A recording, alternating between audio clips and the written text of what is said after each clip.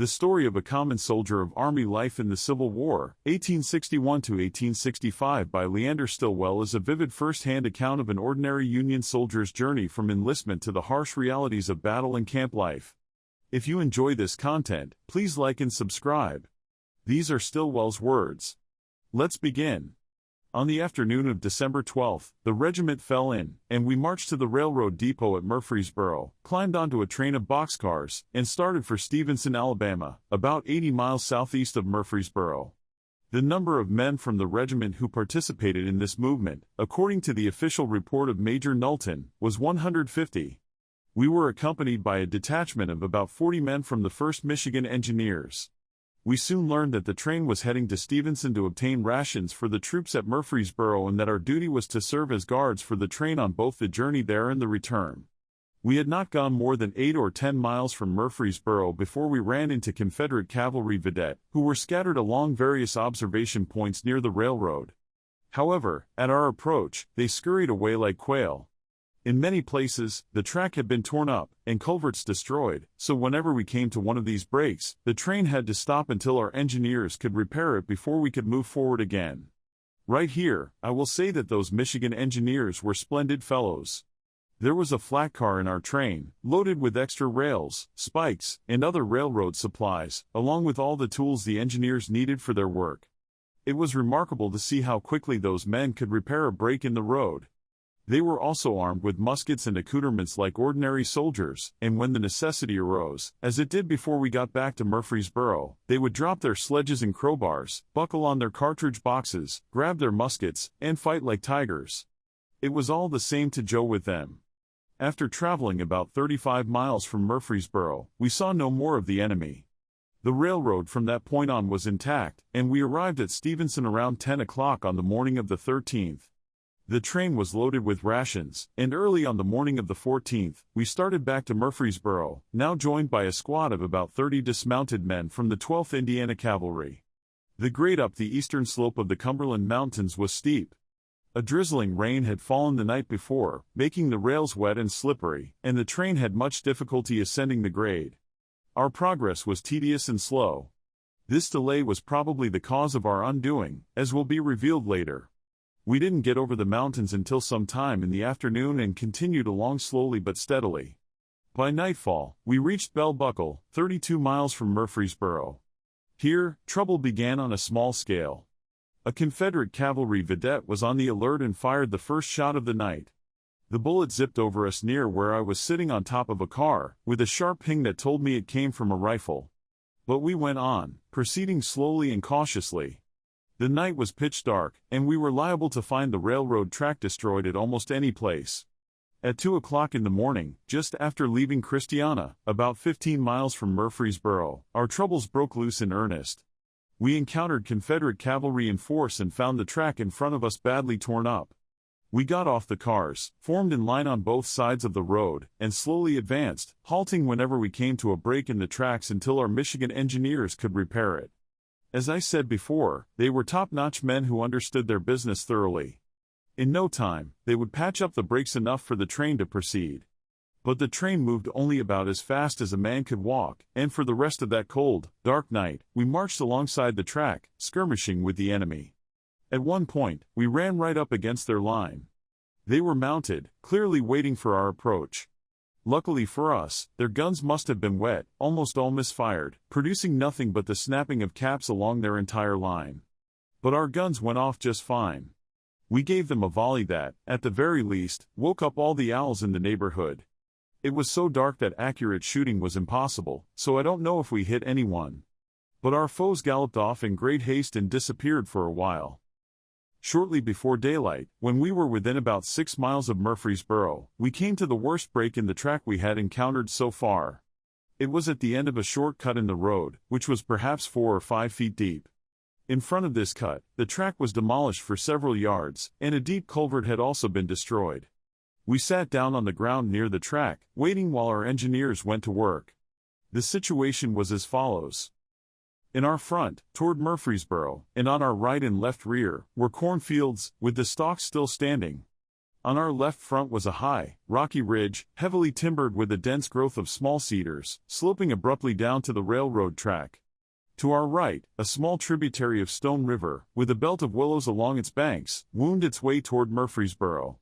As we sat there, half asleep, waiting for the engineers to call out all right, a sudden volley of musketry rang out from the wooded ridge. We sprang to our feet, formed in the cut facing the ridge, and returned fire. Before long, another group of Confederates moved to our rear, beyond gunshot range, and began tearing up the track there, while yet another party took up a position on the opposite side of the little stream to our right and opened fire from that direction. A portion of our force shifted to meet this new threat, and the fight became hot and lively. Our engineers had seized their muskets and were blazing away with the rest of us, while our dismounted cavalrymen kept busy with their carbines. This state of affairs lasted for over an hour when suddenly, from our left rear, a cannon roared, and a ball screamed over our heads. Lieutenant Wallace, the commanding officer of Company D in this affair, and the only officer of our company present, was standing near me when the cannonball went over us. "What's that?" he exclaimed. "It means they have opened on us with artillery," I answered. "Well," he responded, "let 'em bang away with their popguns." And I think we all felt equally indifferent. We had become familiar with artillery and knew that at long range, it was not very dangerous. But the enemy's cannon kept pounding away, and soon, a shot struck the engine with a resounding crash. At this point, Colonel Grass gave the order to retreat. The only way of escape was down the track toward Murfreesboro. We quickly formed in two ranks and started down the right side of the track at a double quick. As we passed out of the cut, a body of dismounted Confederate cavalry emerged from the woods on the ridge to our left and fired a volley. But they were on higher ground, and they badly overshot us, doing little harm. We fired back, and their line halted. The command quickly passed down our column to load and fire as we went, and to keep firing. And we did. We kept up a rattling, scattered fire on those fellows on our left, keeping them at bay. In the meantime, we were running faster along the side of the railroad track than I have ever run in my life. Speaking for myself, I am sure that I never ran faster before, nor have I ever equaled that speed since. But we had all heard of Andersonville, and none of us wanted a Confederate prison. To make matters worse, a ragged line of Confederate cavalry charged through the cornfield behind us, firing and yelling at the top of their lungs, "Halt! Halt! You God-D, Yankee sons of dash!" But, as said by the French soldier, Old Peter, in the Chronicles of the Drum, "Cheer up! 'Tis no use to be glum, boys. 'Tis written, since fighting begun, that sometimes we fight and we conquer. And sometimes we fight and we run." Occasionally, we would send a bullet back at our discourteous pursuers, and whether it was because of that or some other reason, they never closed in on us. About half a mile from where we left the train, the railroad crossed a high trestle over the little stream I previously mentioned. At this point, the stream turned to the left, and we had to ford it. It was only about knee-deep, but terribly cold. The Confederates did not attempt to pursue us further after we crossed the creek, and from there, we continued our retreat unmolested. I fired one shot soon after we forded the stream, and I have always claimed, rightfully, in my opinion, that it was the last shot fired in action by the regiment during the war. I will briefly state the circumstances of the incident. While crossing the creek, I somehow fell behind, which, in all honesty, was no disgrace, as the rear at that moment was the place of greatest danger. But to be entirely frank, my falling behind was not voluntary. I was simply worn out. The firing had ceased, and I took my time, soon becoming the last man in what remained of our force. Presently, the creek bent to the right, circling around a small elevated point of land on the opposite side. On this little rise, I saw a group of Confederate cavalrymen, 4 or 5 in number, seated on their horses, quietly watching us. Perhaps they thought we had no more fight left in us and assumed they could observe our retreat with impunity. They likely were officers, as they carried no muskets or carbines and appeared to be wearing finer clothing than the common soldiers. I particularly noted that they wore black coats, with tails reaching down to their saddle skirts. They were well within shooting distance, and my gun was loaded. I dropped to one knee behind a sapling, rested my gun against the left side of the tree, took careful aim at the center of the group, and pulled the trigger. Fizz-zz, kerbang, roared old Trime Thicket with a deafening explosion, kicking me backward onto the ground. There were 2 loads in my gun. My last shot had misfired, and in the chaos of the fight, I had failed to notice it, ramming home another charge. But I instantly scrambled back to my feet and eagerly looked to see the effect of my shot. No one was lying on the ground, but the entire group was galloping away at full speed, their heads bent low and their coattails flying behind them. Their curiosity was evidently satisfied. There is no doubt that I sent 2 bullets straight through the center of that squad, but whether I hit anyone, I will never know. At a point about a mile or so from where we left the train, we reached one of our railroad blockhouses, held by a small garrison. Here, we halted and reformed. As I trudged up to Company D, Bill Banfield was talking to Lieutenant Wallace and said, "I guess Stillwell's gone up. Haven't seen him since we crossed that creek." I stepped forward and, in a brief remark, including some language not suitable for Sunday school, corrected Bill's mistake. Soon after we arrived at the blockhouse, a strong force of our troops, having marched out that morning from Murfreesboro, also appeared on the scene. General Rousseau had learned that we were under attack and had sent these reinforcements to our aid, but they arrived too late. He had also dispatched a detachment to this point the previous evening to meet us, but due to our delays, as previously mentioned, we did not arrive. After waiting until some time after sunset, that unit had marched back to Murfreesboro. In this engagement, we lost about half the regiment, including Colonel Grass, who was captured. Colonel Grass was a heavy-set man, somewhat fleshy, and at this time a little over 40 years old. Completely exhausted from the retreat, being on foot, he collapsed, and the Confederates took him prisoner. Many years later, when we were both living in Kansas, I had an interesting conversation with him about this affair.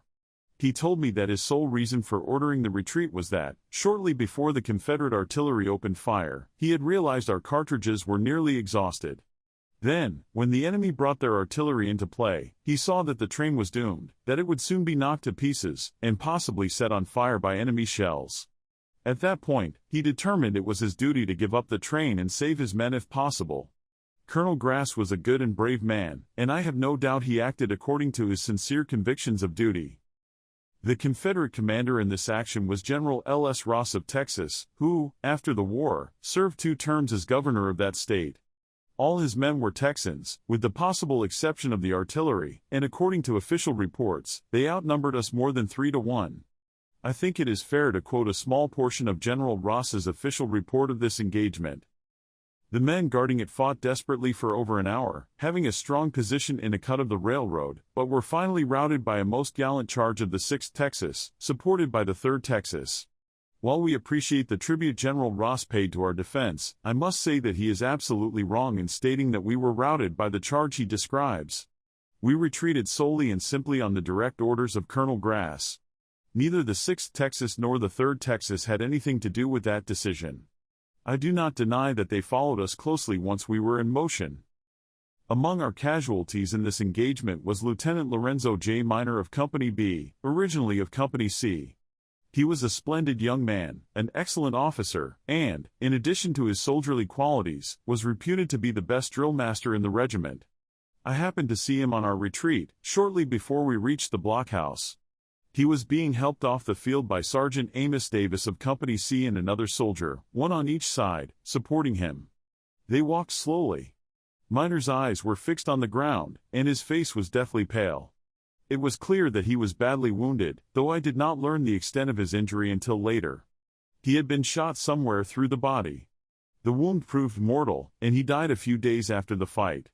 And so it was that after more than 3 years of brave and faithful service, he lost his life in the last action the regiment ever fought, a small, obscure skirmish among rocks and bushes, which, if mentioned in history at all, is dismissed in a paragraph of 4 lines. But a soldier has no control over his fate. He does not choose the time or place where he may be called to stack arms forever. Now, I will briefly recount what occurred after we reached the blockhouse. We formed in line with the reinforcements from Murfreesboro and advanced toward the train. We encountered no opposition, the enemy had already set fire to the cars and disappeared. Recently, I discovered a modern edition of the Reports of the Adjutant General of Illinois, dated 1901, which contains a revised sketch of our regiment. A statement has crept into this account, claiming that in our subsequent advance, we recaptured the train in time to prevent its destruction. I do not know how that statement found its way into the official record, but I regret to say that it is not true. When we returned to the scene of the fight, the train was already a mass of roaring flames. Every car was completely consumed. No matter how much it may hurt, it is always best to be fair and tell the truth. In the course of the day, our troops all returned to Murfreesboro. Major Knowlton, who was now our regimental commander, gave us of the 61st permission to march back at will. That meant we could start when we were ready, singly or in squads, and not in regimental formation. So, Bill Banfield and I set out to find something to eat, as we were very hungry. Since leaving Stevenson on the morning of the 14th, we had had no opportunity to cook anything and had eaten nothing but some hardtack and raw bacon. Then, that night, we had left our haversacks on top of the cars when we got off the train to skirmish with the enemy, and never saw them again. This was a special grievance for Bill and me.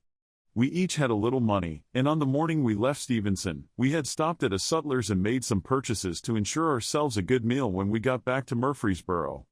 I had bought a little can of condensed milk, having always had a weakness for milk in my coffee, while Bill, with a rather odd taste, had invested in a can of lobsters. One time that night, while we were sitting on the ground in the cold and dark, tired, hungry, and sleepy, waiting for our engineers to patch a break in the railroad, Bill, trying to cheer us both up, said, "This is a little tough, Stillwell, but just think of that bully dinner we'll have when we get to Murfreesboro. You've got your can of condensed milk, and I've got mine of lobsters. We'll have coffee with milk in it, and then, with some hardtack, we'll have a spread that will make up for this all right." But, alas! The best laid schemes of mice and men. Gang aft egli. My precious condensed milk, and Bill's fancy lobsters, doubtless went glimmering down the alimentary canal of some long-haired Texan, to his great satisfaction. At the time, my wish was that the darned lobsters might make the fellow sick, which they probably did. So, Bill and I now stood by the burning train, looking for something to take the place of our Belshazzar banquet. We found a car loaded with pickled pork in barrels, and after some effort and considerable risk, we managed to pry one loose with a fence rail. The barrel fell to the ground, bursting open as it did so, scattering the flaming pieces of pork all around. We each grabbed a portion and sat down on a big rock, devouring our respective chunks without further ceremony. The outside of the meat was burned to a crisp, but we were too hungry to care. It all tasted mighty good, and we gnawed at it like dogs. At the close of the meal, I took a look at Bill. His face was as black as tar from the burnt pork, and in other respects, his tout ensemble left much to be desired. I figured if I looked as depraved as Bill did, it would be best to avoid any pocket-looking glass until after a thorough washing with soft water and plenty of soap. Dinner over, we were soon ready for the march to camp, there being no dishes to wash, and started down the railroad track toward Murfreesboro. We took our time and didn't reach camp until sundown. We were the last arrivals from Company D, and as there were all sorts of rumors flying around, we later learned that Captain Keeley had grown quite anxious about us.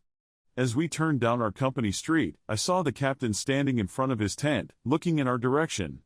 After the affairs of the 4th and the 7th, I had taken much satisfaction in speaking to him about those events in the language of our old chaplain.